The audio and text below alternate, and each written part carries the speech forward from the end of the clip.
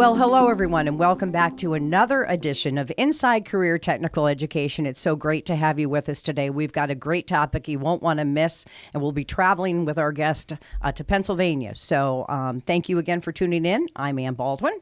And I'm Jim Bologa, President and CEO of YTI Career Institute. Right. So I had the pleasure, Jim, of meeting this lady that we're having on the show today, Jean Bleecher. And Jean is the practice manager at Penn State Health. Jean, you're such a pleasure, and I really appreciate, Jim and I do, you coming on the show today. So hello.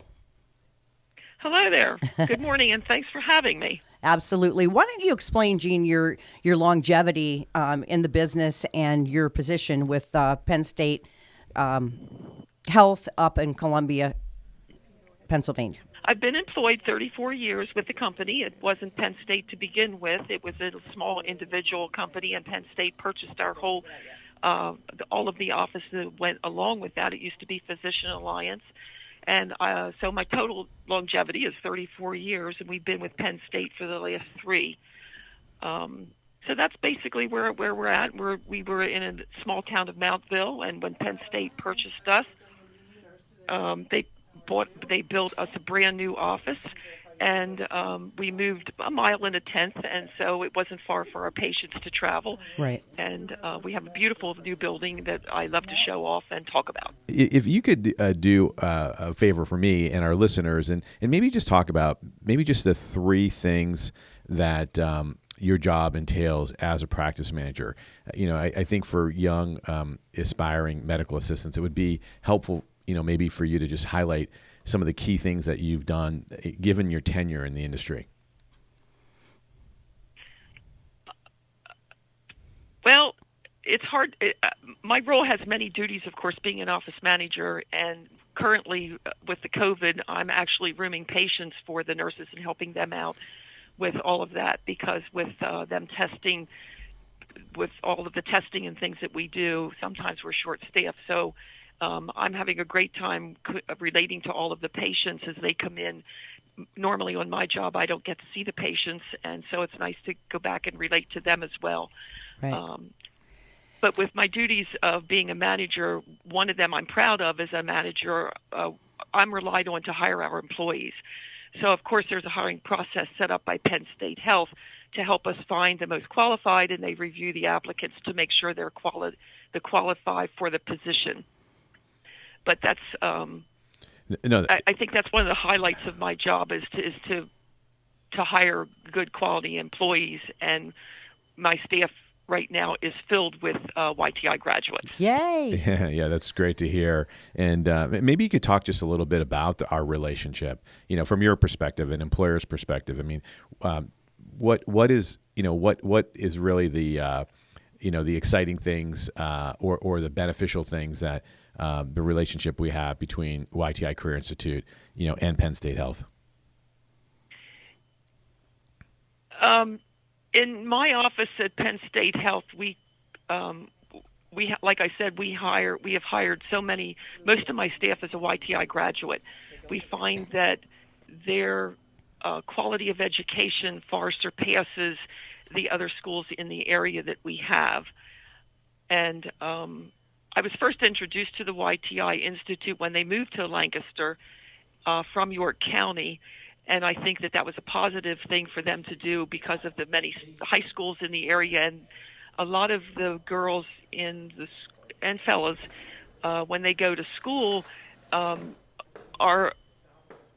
they're introduced to various technical institutes for different occupations. And Jim, maybe we should back up a little bit and talk about, because we haven't even hit on the externship program with Jean, but talk a little bit about the practical nursing program, the blended learning, online but yet hands-on, so that our viewers can really learn more about it. Yeah, I mean, just briefly, I'll because I could talk, for hours. Oh, I know. It's an exciting program. Yeah, as you know. I mean, I think with regards to any of the healthcare programs, whether it's practical nursing, medical assisting, respiratory therapy, dental assisting, medical billing and coding, health information management, even veterinary technician program. I mean, all these programs, what we've been able to do through COVID to make it more convenient and flexible for students is to go down this path of hybrid learning Right. or blended learning. Most simply put it, the way for folks our listeners to think about it is that you get the best of both worlds. It's lecture online, which means that you take your lectures, from your home or maybe from your office or from the library, wherever it's best for you to work. And you have to come to school you have to do your schoolwork every day. You don't come to physically school every day, but you have to do your schoolwork every day.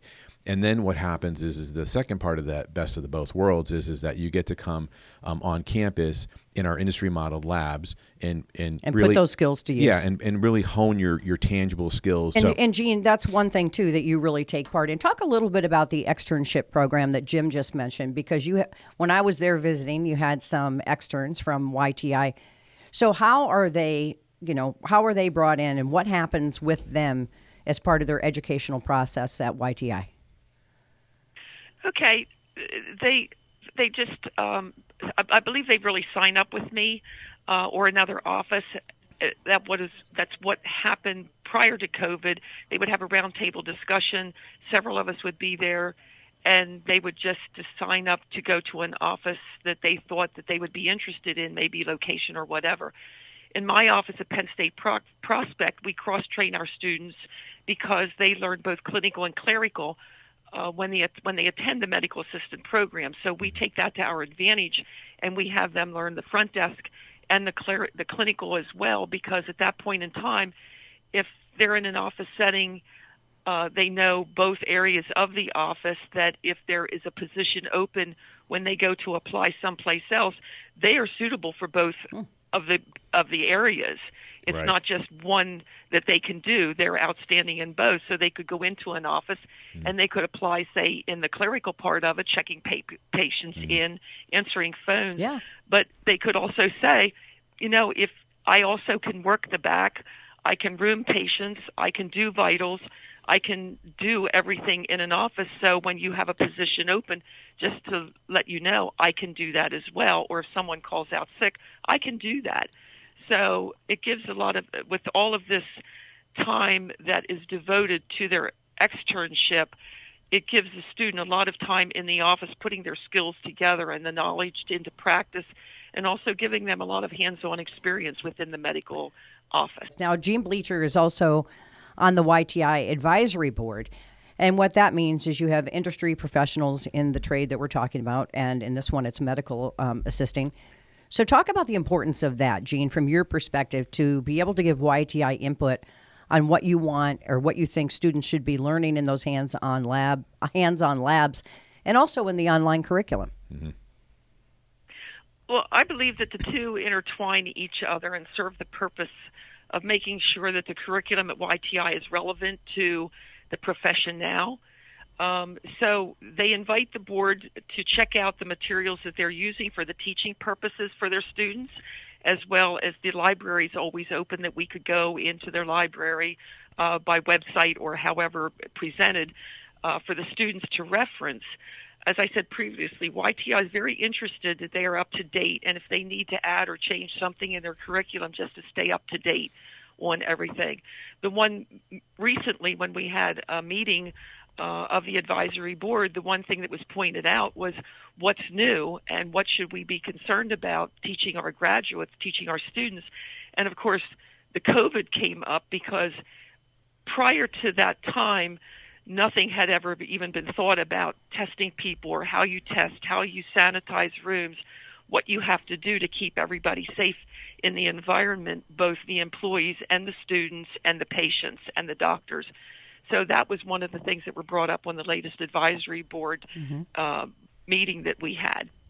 Yeah, no, that's Jean, thanks for sharing that with our listeners, because I think that's really important, for folks who might be considering going into the healthcare or medical assisting program, that our curriculum is relevant, and it's based on industry subject matter experts like yourself who are giving us input so that we can continue to refine, if you will, our curriculum and make it relevant, so that when students go out, they do have relevant skills in the marketplace that are coming from folks like yourself who are giving us input, on what we're teaching. And I think that over, for many of us, I mean, I think, we've all attended a class or two and always have made that sort of question maybe in the back of your mind, how is that relevant to, to the real world or to my job at some point in time? And I think that, just, having subject matter experts like you on our program advisory committee, it's huge. Yeah, it really is. It's huge, and it goes, I think, to show,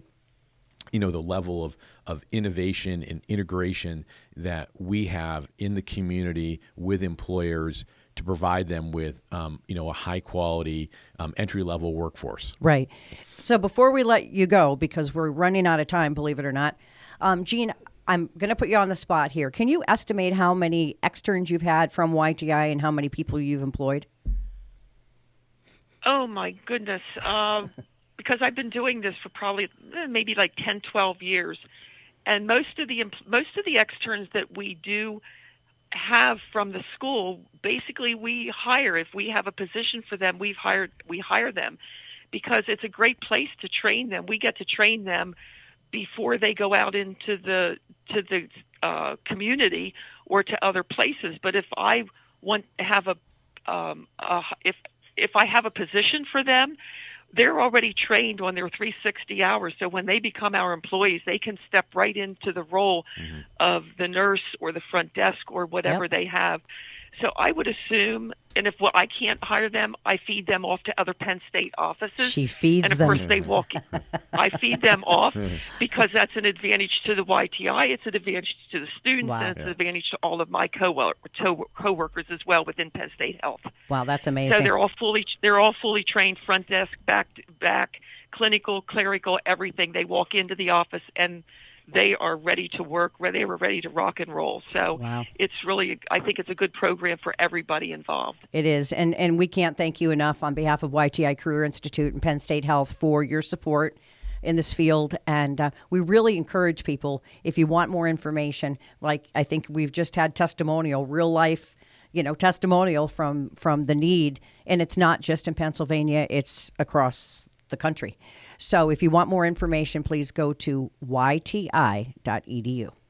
Whether it's in healthcare, like the medical assisting program, or vet tech, respiratory therapy, medical billing and coding, health information management, dental assisting, and we have a bunch of other programs as well. And again, check out our website at yti.edu. Or if you know somebody who might have some interest in the skilled trades, technology, or culinary and pastry arts, I would encourage everybody to go to yti.edu. Absolutely. Check it out, yti.edu.